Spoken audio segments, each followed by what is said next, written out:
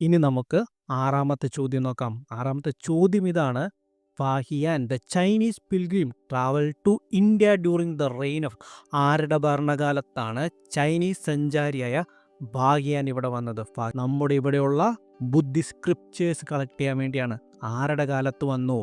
വിക്രമാദിത്യൻ എന്നറിയപ്പെടുന്ന ചന്ദ്രഗുപ്ത രണ്ടാമൻ്റെ സമയത്ത് AD 5-ാം നൂറ്റാണ്ടിലാണ് അദ്ദേഹം ഇവിടെ വന്നെത്തിയത്. അതുകൊണ്ട് തന്നെ നമ്മുടെ ചോദ്യത്തിൻ്റെ ഉത്തരം എന്തായിട്ട് വരും?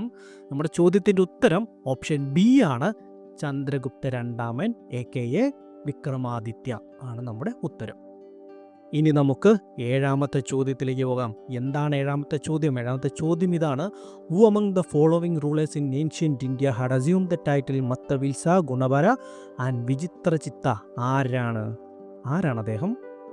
അദ്ദേഹത്തിൻ്റെ മത്തവീൽസ പ്രഹസന, ഒരു റിലീജിയസ് ഹിപ്പോക്രസീനെ മോക്ക് ചെയ്യുന്ന ഡ്രാമയിൽ നിന്നും അദ്ദേഹത്തെ മത്തവീൽസ എന്ന് വിളിച്ചു.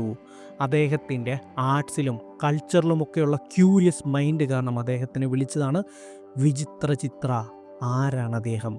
പല്ലവ ഡൈനസ്റ്റിയുടെ വളരെ ഫേമസ് ആയിട്ടുള്ള അല്ലെങ്കിൽ പ്രോമിനൻ്റ് റൂളേഴ്സുകളിൽ ഒരാളായ മഹേന്ദ്രവർമ്മൻ ഒന്നാമനാണ് ഈ പേരുകളിലെല്ലാം അറിയപ്പെടുന്നത്. അതുകൊണ്ട് തന്നെ നമ്മുടെ ചോദ്യത്തിൻ്റെ ഉത്തരം ഏതാണ്? നമ്മുടെ ചോദ്യത്തിൻ്റെ ഉത്തരം ഓപ്ഷൻ A ആണ്, മഹേന്ദ്രവർമ്മൻ ഒന്നാമൻ. ഇനി നമുക്ക് നമ്മുടെ എട്ടാമത്തെ ചോദ്യം നോക്കാം. എട്ടാമത്തെ ചോദ്യം എന്താണ്?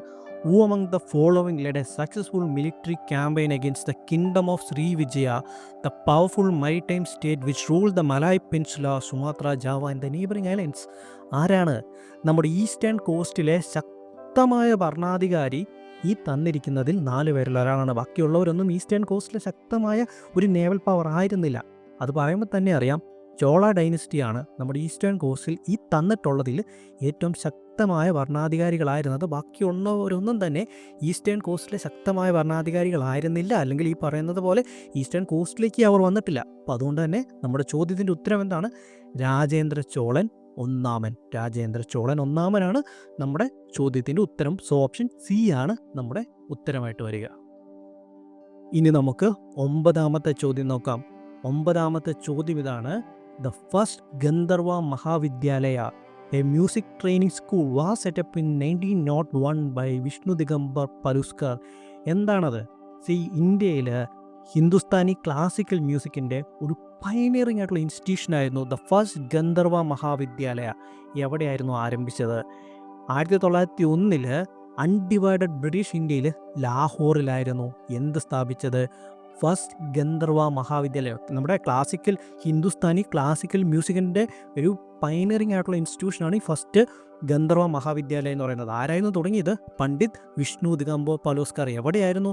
അൺഡിവൈഡഡ് ബ്രിട്ടീഷ് ഇന്ത്യയിലെ ലാഹോറിൽ. അപ്പോൾ നമ്മുടെ ചോദ്യത്തിൻ്റെ ഉത്തരം എന്താണ്? നമ്മുടെ ചോദ്യത്തിൻ്റെ ഉത്തരം ഓപ്ഷൻ D ആണ്, ലാഹോറാണ് നമ്മുടെ ചോദ്യത്തിൻ്റെ ഉത്തരമായിട്ട് വരിക. ഇനി നമുക്ക് 10ാമത്തെ ചോദ്യം നോക്കാം. എന്താണ് 10ാമത്തെ ചോദ്യം? Asokan inscription suggest that the Pradeshika, Rajuka and Yukta were important officers at the ഏത് ലെവലിലായിരുന്നു എന്ന് ചോദിക്കുന്നത്? വില്ലേജ് ലെവലാണോ, ഡിസ്ട്രിക്ട് ലെവലാണോ, പ്രൊവിൻഷ്യൽ ലെവലാണോ, level of the central administration ആണോ? ഏതാണ്? എന്താണ് പ്രാദേശിക എന്ന് പറഞ്ഞു കഴിഞ്ഞാൽ? പ്രാദേശിക എന്ന് പറഞ്ഞു കഴിഞ്ഞാൽ ഡിസ്ട്രിക്ട് ഗവർണേഴ്സാണ്. എന്താണ് രജുക എന്ന് പറഞ്ഞാൽ? രജുക എന്ന് പറഞ്ഞു കഴിഞ്ഞാൽ നമുക്ക് രാജ്യം, രജുക എന്ന് പറഞ്ഞാൽ എന്താണ്?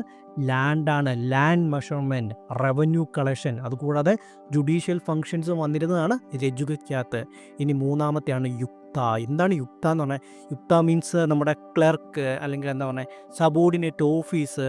അപ്പോൾ അങ്ങനെയൊക്കെയുള്ള കാര്യങ്ങളായിരുന്നു ഈ യുക്തയ്ക്കകത്ത് ഉൾപ്പെട്ടിരുന്ന. അവരെയാണ് ഈ റെക്കോർഡുകളൊക്കെ സൂക്ഷിക്കുക, ഡെയിലിയുള്ള കാര്യങ്ങളൊക്കെ മാനേജ് ചെയ്തുകൊണ്ടിരുന്നത് ഇവരായിരുന്നു. അപ്പോൾ ഇതൊക്കെ എന്തിൻ്റെ ഭാഗമായിരുന്നു? ഇവയൊക്കെ ഡിസ്ട്രിക്ട് ലെവൽ അഡ്മിനിസ്ട്രേഷൻ്റെ ഭാഗമായിരുന്നു. അപ്പോൾ അതുകൊണ്ട് തന്നെ നമ്മുടെ ചോദ്യത്തിൻ്റെ ഉത്തരം എന്താണ്?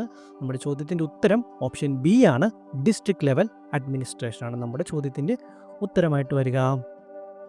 അപ്പോൾ ഞാൻ നേരത്തെ പറഞ്ഞ പോലെ തന്നെ നമുക്ക് ആൻസർ കീ വരുമ്പോഴത്തേക്ക് അത് ചിലപ്പോൾ തെറ്റിയൊക്കെ പോയെന്നിരിക്കും. അപ്പോൾ സാറ് പറഞ്ഞത് തെറ്റിപ്പോയല്ലോ എന്ന് പറഞ്ഞിട്ടൊന്നും കാര്യമില്ല. Okay, Tata, bye bye.